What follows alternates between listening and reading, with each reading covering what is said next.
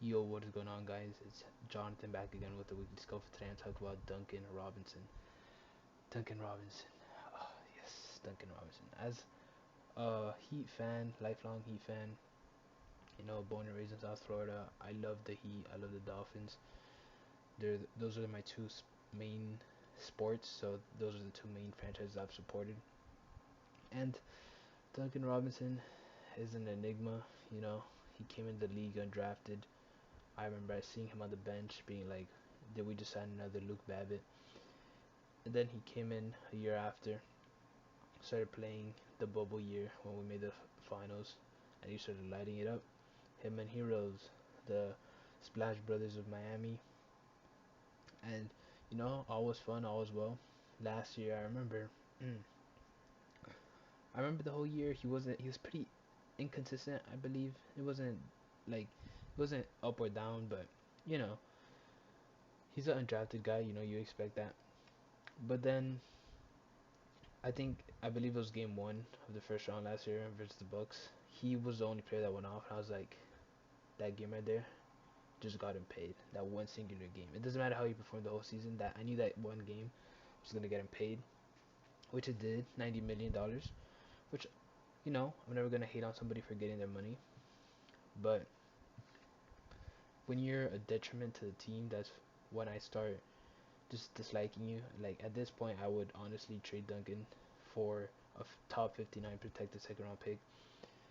Like it's bad. Like Max Struss, Caleb Martin, like you could argue that their impacts are more helpful to the team than a Duncan Robinson who comes in and shoots 2 for 13, 3 for 13. Most of those, if not a super high percentage, being 3-point shots. He's a $90 million specialist that can't hit threes at all. I don't know what his 3-point percentage is, but it's not that high. He can't make free throws even though he's a shooting specialist. So you'd think that he would at least be a high volume 3-point or free throw percentage shooter, even though he even barely gets to the line. So you know, a lot needs to be worked on in his game. I understand he's an undrafted guy and he's played pretty good for what he was, but now he's getting paid like an NBA player, and you expect to see improvement, or at least you expect him to like perform to what he was played to do, which that was make threes. And at this rate, he's probably one of the worst players on the Heat. He's just a detriment to the team, in my opinion. I think he's got to step up.